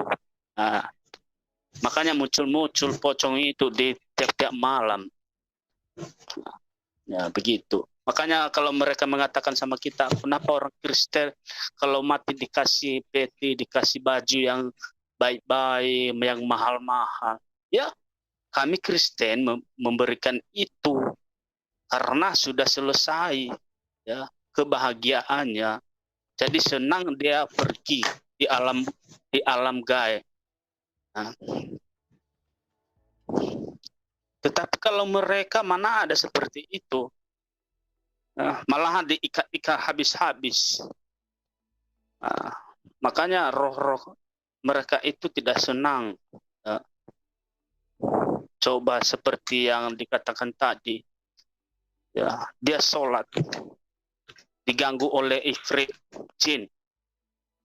Yang saya kemarin baca itu jin ifrit itu sempat meludahi nabinya ke waktu sholat. Makanya dia tangkap diikat di tiang masjid sampai pagi. Yang Ini saya Pak, bisa baca dibaca itu. nih. Ini baca. Bahwa ifrit dari golongan jin meludahi aku tadi malam. Ini kata Muhammad. Itu dia. Makanya kalau mereka itu sholat sampai sekarang, coba pukul 6 itu dibanguni kita. Jangan tidur, sudah maghrib, jin bangun semua datang. Kan nyata itu, bukan tipu-tipu. Kalau kita bertanya ini, mereka tak percaya, tetapi kita nyatakan ya di setiap kota. Saya ada di kota, jangan tidur pukul 5 ya bangun ya maghrib, jin bangun. Ternyata itu. Makanya kalau sholat itu kadang dibilang jin Islam, jin ifrit, jin yang jahat.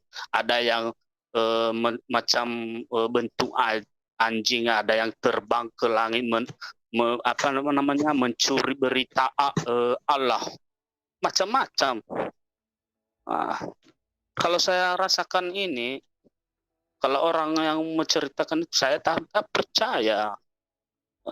Tetapi saya heran kepada mereka, kenapa percaya cerita-cerita ini, menceritakan ini, turun-turun menurun cerita itu. Apakah tak ada yang jatuh?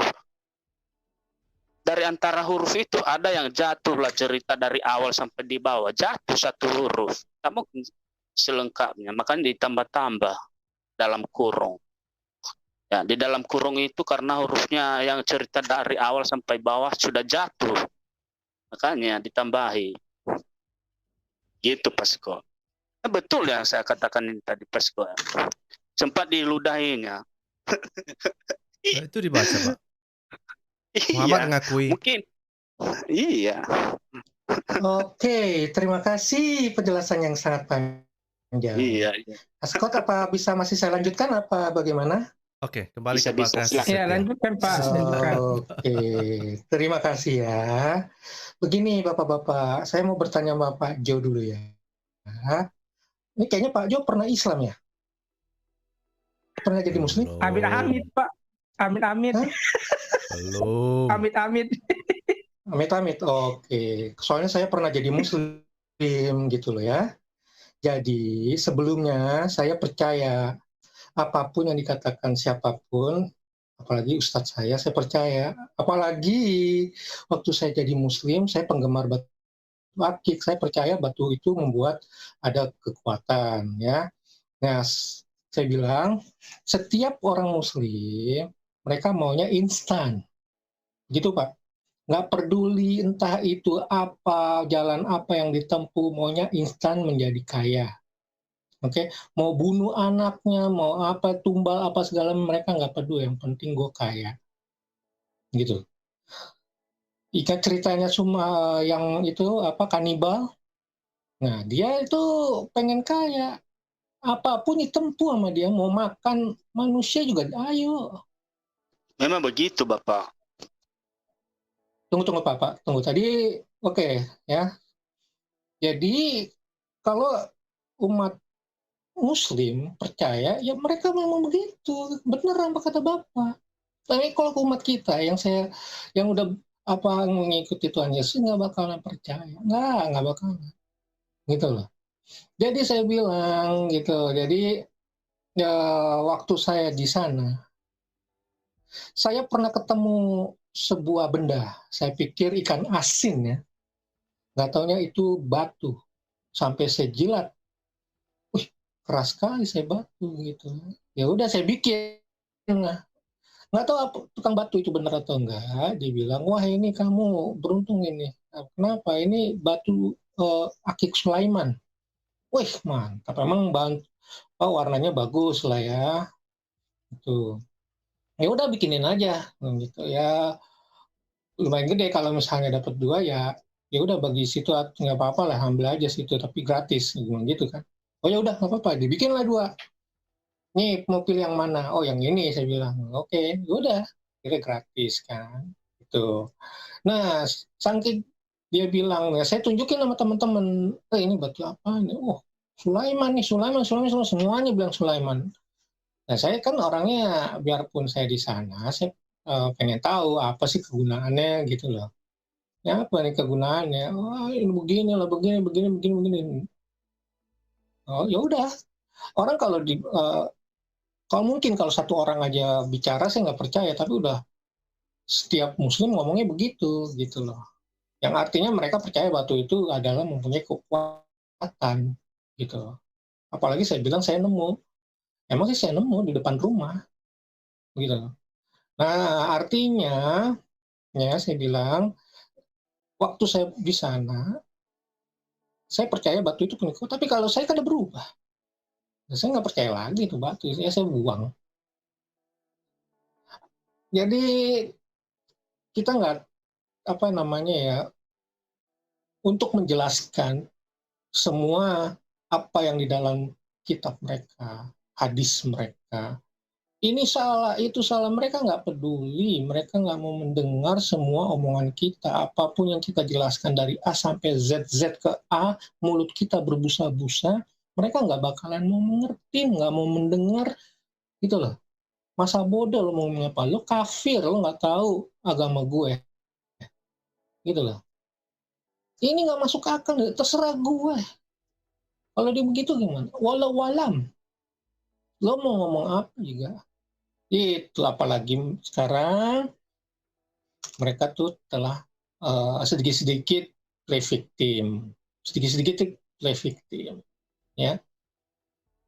Mereka mau menjewer, dicentil nggak mau. Gitu. Mereka mau mukul, ditendang nggak mau. Gitu. Artinya ya, apa ya, kalau aku sekarang sih, kalau berdiskusi sama mereka ya, tembak aja langsung. Bener nggak? Apa bener Muhammad pernah kawin sama umur 9 tahun? Tuh. Apa benar Muhammad begini? Apa benar Muhammad begini? Benar nggak sih? Kalau dia sampai mengelak ya itu udah urusan audiens saja. Entah itu Muhammad yang bohong, apa lo yang nipu gitu. Itu aja sih dulu sementara Pak Scott. Terima kasih. Saya mau balik lagi ke kampung halaman. Jangan lupa mampir ya. Oke. Ntar Thank you. mampir lagi. Ya udah. Thank you, Pak. Thank you. Sampai jumpa nanti. Pak Kasih, sebentar Pak, kalau boleh 2 menit. Pak Kasih, halo. Iya. Pak Kasih, ini Pak Kasih, karena Anda punya pengalaman sebelumnya begitu ya Pak ya. Saya ingin dapat perspektif dari Anda. Sebenarnya makhluk jin itu dari sudut pandang Islam itu seperti apa ya Pak ya? Jadi ada 2 jenis jin, ya. Makanya ada dibilang jin Islam, ada jin kafir. Kata Somad bilang ada jin kafir, gitu loh. Nah kalau jin kafir itu bisa diislamkan, dimualafkan, tergantung kekuatannya jin itu seberapa kuat dibandingkan dengan ustadznya. Atau ya ulamanya lah atau apalah gitu lah. Siapa aja yang bisa mengalahkan. Nah kalau bisa mengalahkan, kita bisa menguasai itu jin, kita bisa membolak-balikan itu jin apa yang kita mau. Kayak mau masuk Islam, ada yang mau masuk ke mau stay di kafir, gitu. Saya pernah punya pengalaman orang kemasukan, ya, kemasukan. Ini teman saya nih yang nyembuhin. Kalau saya sih nggak tahu ya, saya cuma lihat teman saya nggak tahu itu benar atau enggak atau apa, saya juga nggak tahu. Dia tuh bukannya mengusir, malah dia mau dimainin gitu. Siapa nama lu? Gitu kan. jarinya dia nih, 2 jari ditunjukin, ditempelin ke rusuknya sambil nanya, siapa nama lo, mau ngapain lo kesini, mau meminta apa lo, nggak karu-karuan yang ngomongnya gitu, digores saya sedikit, set, gitu, dicolek sedikit rusuknya, terus wah loncat kayak ikan emas. Pernah mancing nggak ikan emas? Kalau dapet tuh baru dapet keluar, nah begitu ngegelepar nggak karu-karuan, sampai teriak-teriak, nggak tahu teriak apa, pegangin kan, pegang, kalau nggak udah lari kali, pegang, tanya lagi, ditidurin lagi, dipegang lagi tuh terus rusuknya, nama lu siapa ya? Apa ngomong apa nggak ngerti, mau ngapain lo? Oh, gue mau rokok.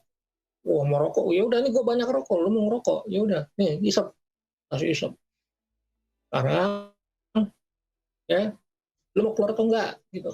Wah, enggak mau. Wah, kayak gitu. Ya udah, kayak konsultasi konsep conversation apa segala macam. Ya udah akhirnya ya udah. Sekarang lu mau jadi Islam enggak? Dia ditawarin 2 kalimat syahadat. Ya, ikutin. Asyhadu katanya gitu. Udah jadi Islam. Udah, sekarang lo keluar, lo minta ampun sama Allah, ya, lo udah nggak, jangan ganggu manusia lagi. Nah udah lo keluar, lo kalau mau pindah nono ada pohon gue sediain kalau mau, begitu. Karena siapa yang mau percaya? Oke, itulah jin antara jin sama setan ya, 11-12. Itu jawaban saya. Ya, nggak, soalnya yang saya tangkap dari cerita tadi itu artinya kan seperti kerasukan. Kalau kerasukan itu kan artinya seperti roh. Nah, padahal dari cerita seperti tadi disampaikan Bro Scott itu kan Muhammad mengklaim pernah menangkap jin kemudian mengikatnya di tiang masjid begitu ya kan. Nah, itu artinya terus ada juga ceritanya bahwa itu tadi Sulaiman itu bisa menyerupakan seperti Sulaiman kemudian mendatangi istri-istrinya. Nah, apakah jin ini sosoknya seperti manusia atau bagaimana itu kok dia bisa seperti itu? Makanya itu saya tertariknya itu dari perspektif Muslim sebenarnya seperti apa sih sosok jin ini yang katanya dibuat dari api ini ya kan? Nah, itu saya masih simpang siur gitu. Tadi saya juga pernah dengar gitu ada yang memang katanya jin Muslim lah atau ada Muhammad sendiri mengklaim bahwa dia punya jin tapi jinnya itu baik lah. Ya, yang kemudian memerintahkan dia untuk melakukan hal-hal yang baik begitu, itu kan ada hadisnya itu. Nah, tapi itu tadi kalau yang saya lihat dari ceritanya Pak Kasih itu lebih ke arah roh bentuknya. Tapi kalau yang saya pahami dari cerita-cerita yang lain itu berbentuk wujud manusia gitu. Hanya saja tidak persis manusia gitu. Makanya saya juga nggak tahu ya, kalau ada bapak-bapak atau teman-teman Muslim yang di chat yang mau naik gitu ya, bisa gantian sama saya, silahkan untuk menjelaskan gitu. Kalau menurut Anda bagaimana Bro Scott ini? Ada referensi mengenai jin ini Bro Scott? Oke, sebelum saya keluar, terima kasih ya Pak Scott. Shalom, puji Tuhan, haleluya, Tuhan Yesus memberkati kita semua. Baik. Jangan lupa mampir Pak Scott, ntar nggak mampir lagi. Siap. Shalom.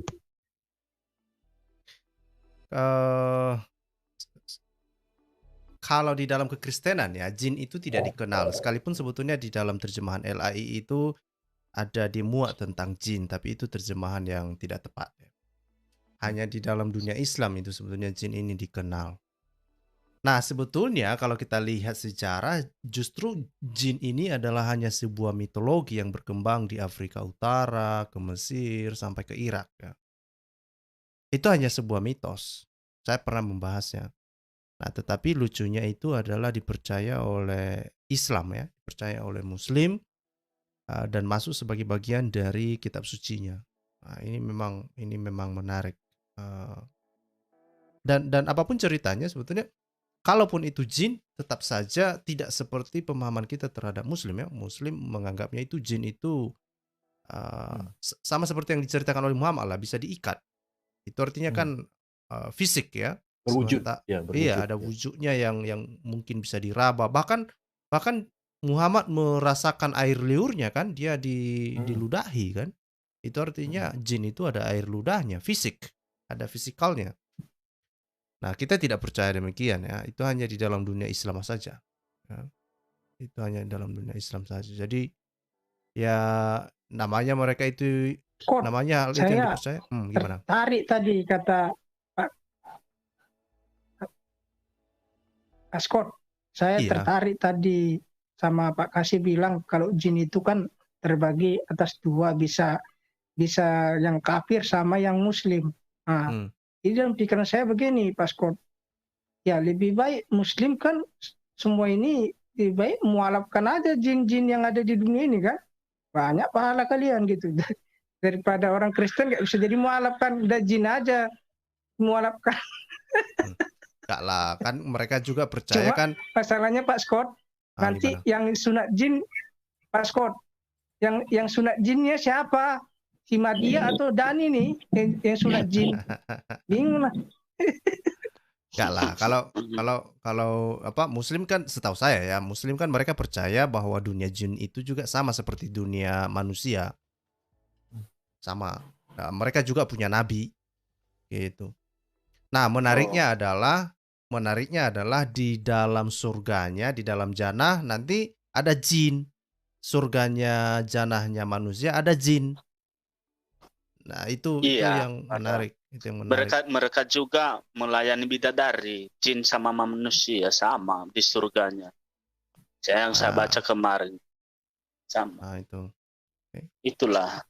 Tapi yang saya heran Pak Scott, memang mereka itu yang diceritakan Bapak itu memang mereka bisa memanggil itu, tetapi sebelumnya mereka sudah memberi makanan, tumbal-tumbal.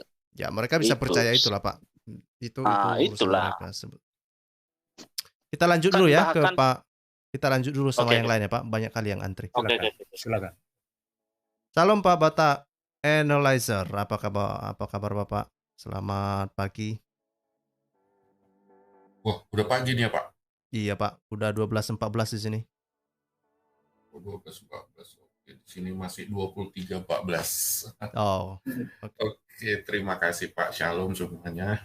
Salam Pak, salam. Jadi saya tadi melakukan riset kecil-kecilan yaitu mengenai topik kita ini, terutama mengenai masalah Solomon ya, atau Sulaiman kan gitu. Jadi setelah saya melakukan riset kecil-kecilan, ternyata ini memang didapatkan dari dokumen apokripa bernama Testament of Solomon yang ditulis di akhir abad pertama. Oke. Di situ diceritakan bahwa Solomon memang mempunyai cincin yang bisa mengendalikan monster dan jin.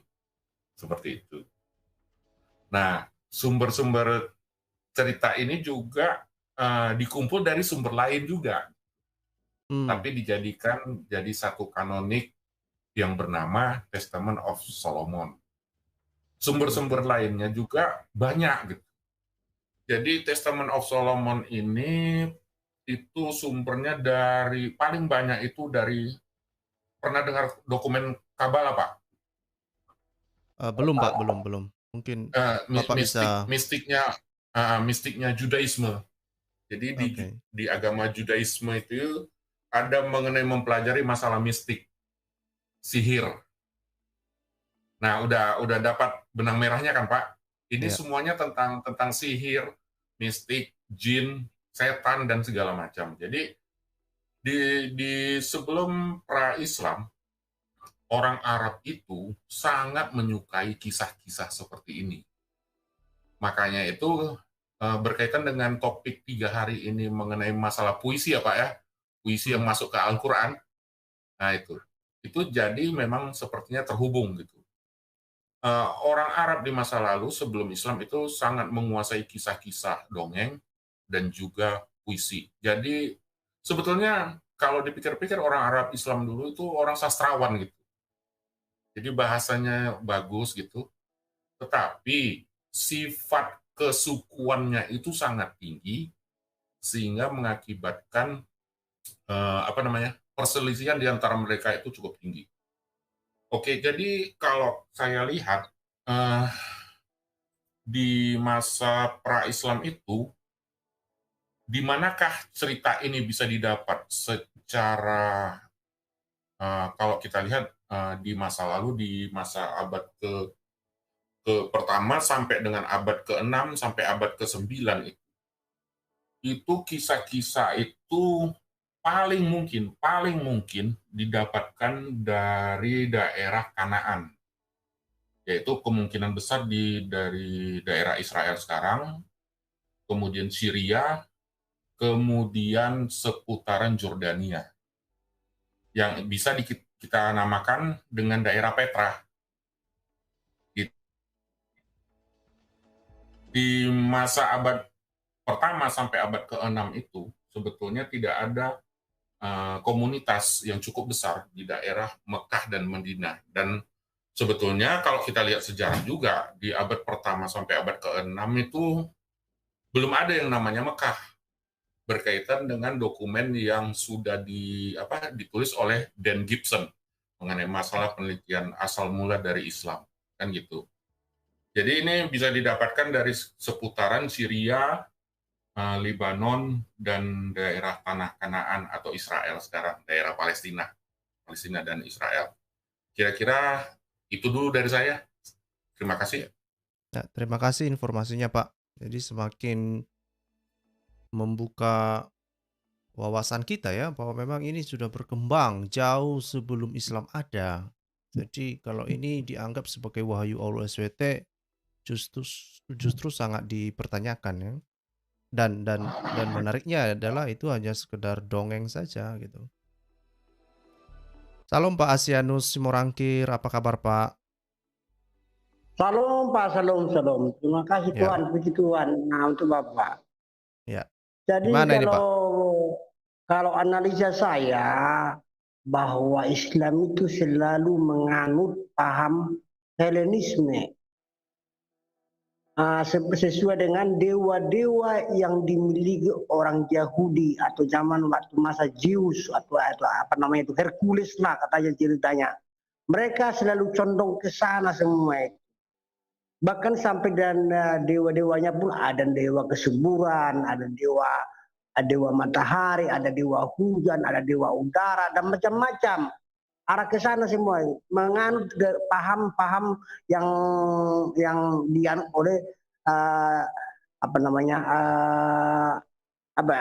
Yahudi kuno. Kan sebelumnya itu kan di Mekah juga itu sudah dihancurkan itu sebanyak 360 patung itu oleh Muhammad sendiri. Hanya tinggal satu saja tinggal itu di Mekah itu hanya fotonya Ibunda Maria. Begitu Pak, sepanjang saya tahu. Terima kasih.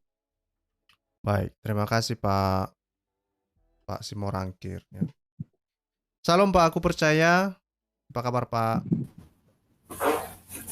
Shalom Budi, apa kabar? Udah diambil alih oleh Scott sekarang Pak. udah diposes sekali lagi ya, dirasuki sampai Scott sekarang. Iya, makanya itu. Iya, silakan Pak. Iya. Shalom. Shalom Pak. Iya. Saya kehabisan kata-kata memang dengar uraian-uraian tadi ya, tapi memang ini sekali ya, sampai sekarang pun agama ini memang berkaitan dengan ini ya, dengan hal-hal yang berbau okultisme ya, menurut saya sih seperti itu. Jadi senang sekali untuk yang berbau-bau okultisme seperti ini. Nah, cuman saya ini aja sih, apa perlu juga ya Scott jadi ini kan ya, dipertegas juga sama seperti kita tidak mau disamakan lagi Yesus dengan Isa, ya harusnya Salomo dengan Sulaiman juga tidak boleh disama-samakan lagi gitu kali ya, harus dipertegas kali ya. Karena kan ceritanya beda ya. Nah, terus kalau apalagi yang itu ya, yang karpet terbangnya itu ya. Itu mungkin di Mungkin di waktu berbeda kita akan bahas itu, Pak. Ini satu-satu dulu, satu-satu dulu. Oke, jadi ini fokusnya di cincin ya? Cincin dulu, cincin. Nah, itu akiknya dari Indonesia kayaknya tuh ya, yang bisa nyimpan jinnya. Batu bacan itu kayaknya itunya di Indonesia itu cincinnya itu. Kayaknya Pak, kisah ini menginspirasi film Lord of the Rings, Pak. Oh, iya ya. Iya, betul.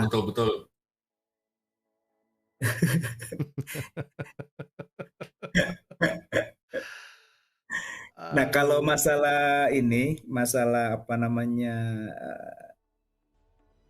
tadi itu yang saya sempat tertariknya ini, apa namanya itu, yang dikatakan Nabi itu berkata saudaraku Sulaiman gitu loh.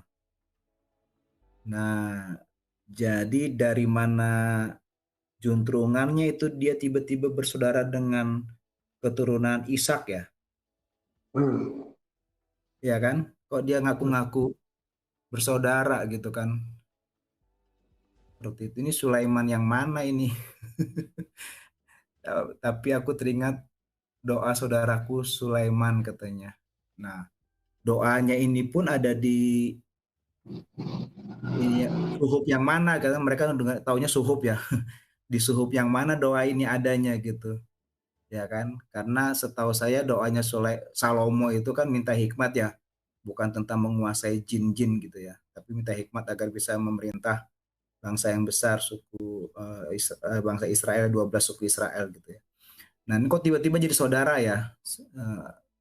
Kira-kira apakah ada yang bisa menjelaskan juntrungannya kok tiba-tiba dia mengaku saudara gitu ya? Saudara dalam hal apa gitu? Nah, itu sih tadi saya tertarik. Dan apa kaitannya antara doa ini dengan menguasai jin, itu aja sih. Nah, terakhir bro, aku cuman mau meinikan saja kalau di malam hari ini atau di selanjutnya ketika putar ulang channel ini ada saudara-saudara yang Muslim mendengarkan channelnya Bro Scott ini, cobalah untuk berpikir lebih rasional ya, seperti itu. Bagaimana mungkin cerita-cerita rakyat gitu ya, apalagi itu tadi di abad ke-1 ya, yang Testament of Salomo itu kemudian bisa ada di kitab Anda, kemudian diakui sebagai wahyu gitu ya. Jadi saya pikir sudah saatnya untuk berpikir lebih rasional gitu ya. Itu aja dari saya. Terima kasih Bro Scott ya. Baik. Tuhan berkati. Terima kasih Pak, aku percaya Ismail. Ya itu menambah ini ya, menambah pengingat pada teman-teman Muslim. Karena yang bermasalah itu bukan kita orang Kristen ya. Orang Kristen nggak percaya kisah-kisah dongeng seperti ini. Salam Pak Simba, apa kabar Pak Simba? Baik bos. Silakan Pak. Ya, kenapa? Suruh saya ngomong. Ya, ini udah dapat cincinnya atau belum ini? Biar dapat kekuatan Sulaiman, Pak. Enggak, kalau saya sih ngelihat dari ayat ini ya, tipuan mengenai Ka'bah dibangun dari zaman Adam dan Sulaiman orang Islam, ya bohong. Itu di situ tulisnya masjid, kenapa nggak Ka'bah?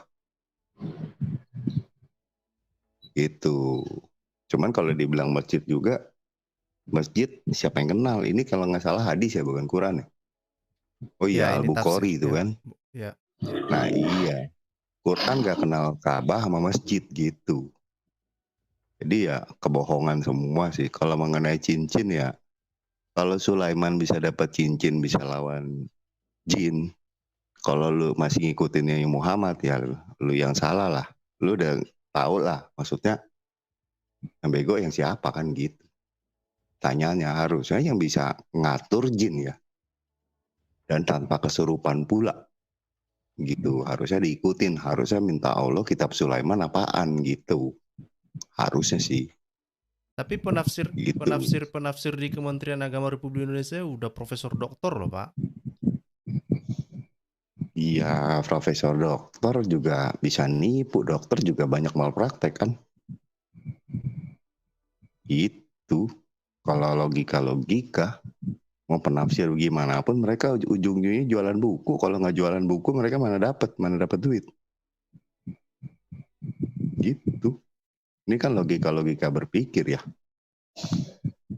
Gitu sih. Kalau saya sih berpikirnya seperti itu ya. Gitu. Ya itu aja dulu. Oke, terima kasih Pak.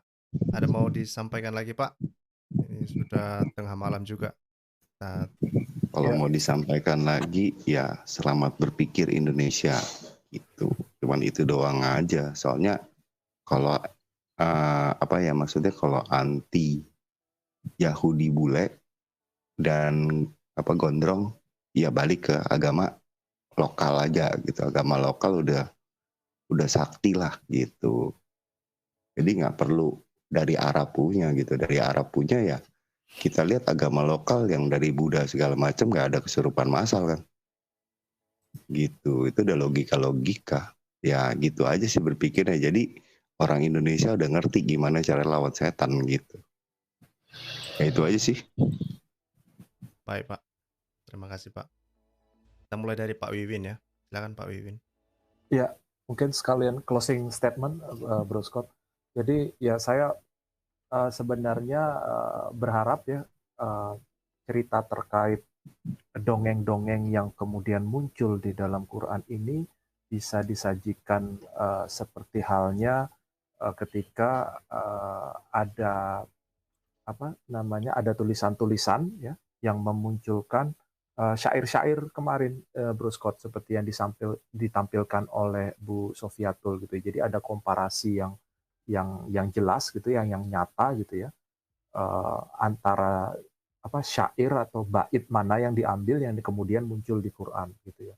Nah, saya harap itu bisa muncul juga di dalam cerita dongeng ini gitu, sehingga tidak bisa lagi rekan-rekan Muslim ini untuk berdalih mengatakan bahwa cerita-cerita dongeng itu bukan dongeng begitu loh. Jadi itu tadi seperti Anda sampaikan referensinya kalau memang ada dia di Legend of the Jews gitu ya, atau yang cerita-cerita yang lain itu, dan ternyata referensinya itu lebih tua atau lebih lama, harapan saya itu tadi nanti mungkin kedepannya bisa dikomparasi side by side begitu harapannya Bro Scott. Jadi biar lebih ini ya biar lebih tampak jelas bedanya gitu. Jadi nanti membantu rekan-rekan Muslim untuk memutuskan begitu ya, apakah masih mau tetap percaya begitu ya, atau ya sudah mulai menggunakan akal sehat gitu ya. Jadi silakanlah teman-teman Muslim, tugas kita di sini hanya mencoba membantu untuk menunjukkan keputusannya ya kembali kepada Anda. Gitu. Terima kasih Bro Scott waktunya, Bapak-bapak sekalian, saya izin pamit. Salam, Tuhan memberkati. Salam Pak, terima kasih Pak Wiwin. Tapi begini Bro Scott, saya komentari sedikit. Oke. Sepanjang yang saya tahu, saya ini mulai dari bayi berkristen loh, kan gitu. Belum ada khasiat atau mujizat dari cincin Raja Daud atau Sulaiman. Tapi kalau tongkatnya Musa sudah ada buktinya, yang membelah jadi tongkat jadi ular, dan tongkatnya sebagai alat untuk membelah laut. Kan begitu, Bro Scott, maksud saya.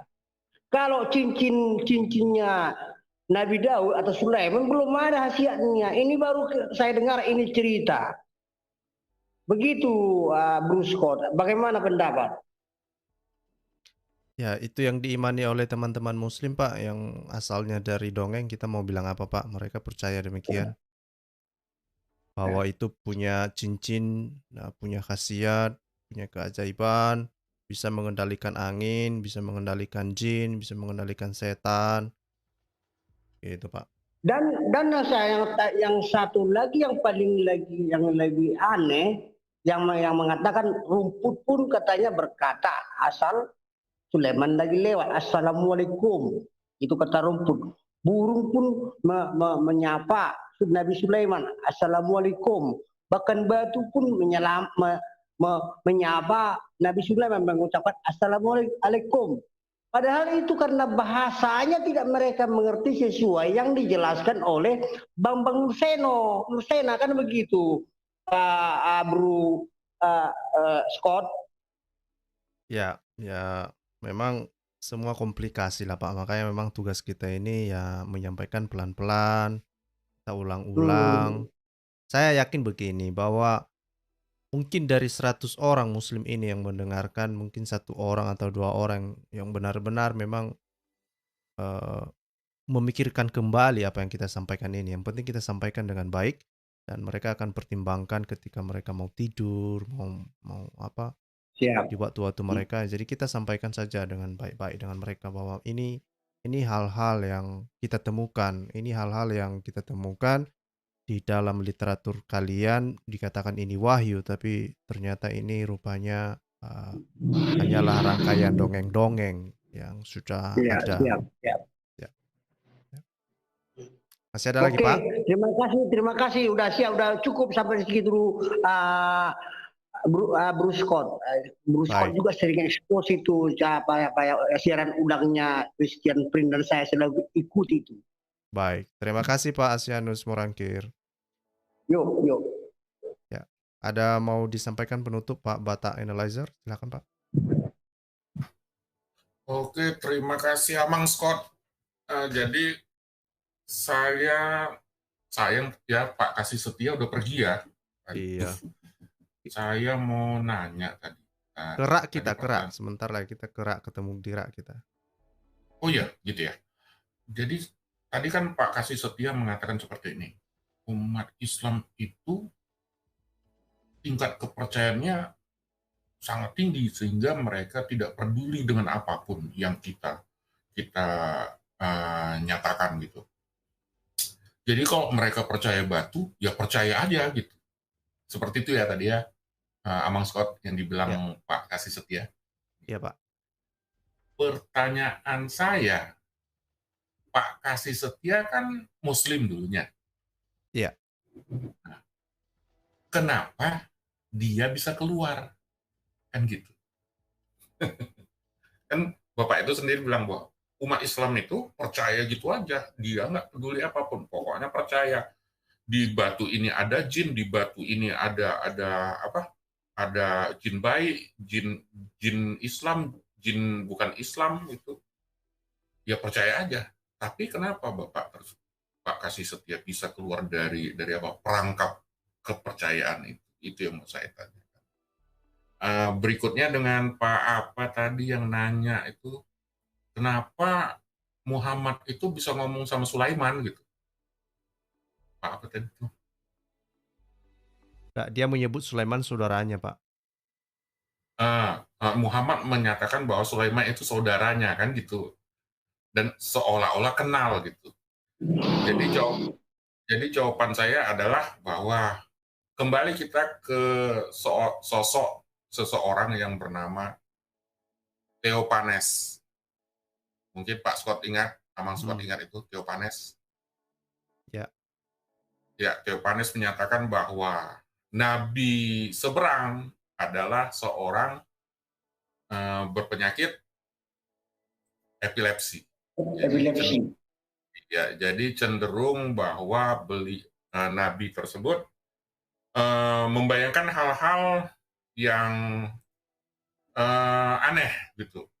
Bahkan di kitab hadis tersebut, kitab hadis mereka menyatakan bahwa Aisyah istrinya itu menyaksikan sendiri bahwa nabinya itu ngomong-ngomong sendiri, berkata-kata aneh seperti itu. Ya, itu aja. Amang Scott. Baik. Terima kasih. Baik. Terima kasih Pak Batak. Saya mau nambahin mengenai Pak Batak tadi. Pak Batak, orang mah bebas ngaku saudara siapa aja. Masalah si Sulaiman nggak ngaku dia saudara.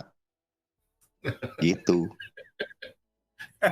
Kayak saya mau ngaku saudaranya siapa sih yang paling kaya? Siapalah? Apa saudaranya? Ya kayak si Rizik aja ngakunya diundang Salman akhirnya diusir. Mau ngaku mah bebas. Itu. Diakui atau tidak ya, itu aja.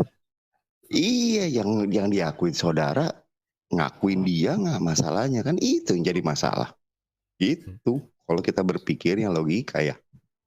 Tapi begini Bapak Scott, ketika itu Muhammad pulang dari Gua Hiro karena ketakutan, bunyi dia sama tadi, selimuti aku katanya. Kan? Oke, oleh Khadijah kan seorang berpendidikan. Dia Khadijah angkat rok sedikit. Dah diangkat. Masih nampak setannya katanya. Kata Khadijah sama Muhammad. Masih katanya. Diangkat lagi roknya. Kan masih nampak setannya, masih.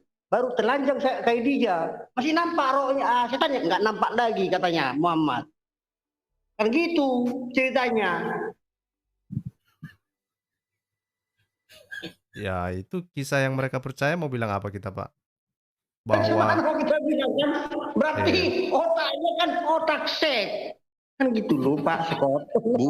Bukan Pak, kalau saya bilang badannya Khadijah jauh lebih sakti daripada badan Muhammad, makanya setannya pergi.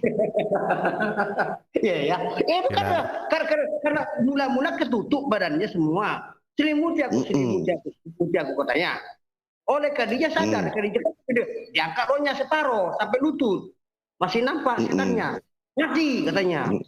Diangkat lagi terus kan sampai ke lewat lutut. Masih nampak setannya katanya. Masih katanya. Terus Khadijah semua angkat semua pakainya. Masih nampak setannya. Enggak nampak lagi katanya. Kan begitu. Karena badan orang kafir suci, Pak. Itu ya kan. Inilah ya, perdebatan TV sama juga Zakir Naik nggak bisa dijawab. Ya kalau saya sih nilainya ke sono ya, badan orang kafir suci. Gitu. Soalnya kenapa Pak saya bilang setan kabur? Itu babi yang kesurupan setan aja kita telan. Ya. Gimana tuh setan nggak takut? Yang paling anehnya babi tidak ada nelan ayat, tapi kambing nelan ayat halal. Kan gitu Pak. Ini babi tidak ada nelan ayat atau anjing tidak ada nelan ayat. Tapi kambing nelan ayat sampai 234 ayat ditelan tetap juga halal. Ya kalau saya baca dari ritualnya si Ibrahim aja Pak, dia pertama dikasihnya domba, terakhir yang dipotong kambing, kan lucu Pak. Tidaklah, bukan dibilang kambing Pak, domba. Iya domba. Enggak, ini kita. Domba. Kalau kambing Pak berjenggot, kalau domba tidak. Enggak, ini kita ngomongin si sejarahnya Ibrahim Pak. Bukan Ibrahim. Masalah pengorbanannya Ishak, kan gitu kan? Domba yang diserupakan itu. Domba yang diserupakan. Iya enggak, pertamanya baca nih satu perikop Pak. Pertamanya dikasihnya domba. Pas terakhirnya mau disembelihnya kambing. Sembelihnya aja salah. Dia sembelih aja salah itu. Bukan salah itu Pak. Domba disembelih. Diserupakan itu. Diserupakan berarti ecek-ecek dong kalau diserupakan. Enggak, itu mereka bedain domba sama kambing aja nggak lulus. Mau ngajarin kita. Makanya kambing itu kan punya jenggot. Sementara domba tidak ada punya jenggot di seluruh dunia ini. Kan begitu. Makanya orang itu selalu berjenggot. Oke. Sudah kita sudah. Udah makin menyeramkan ya, makin menyeramkan.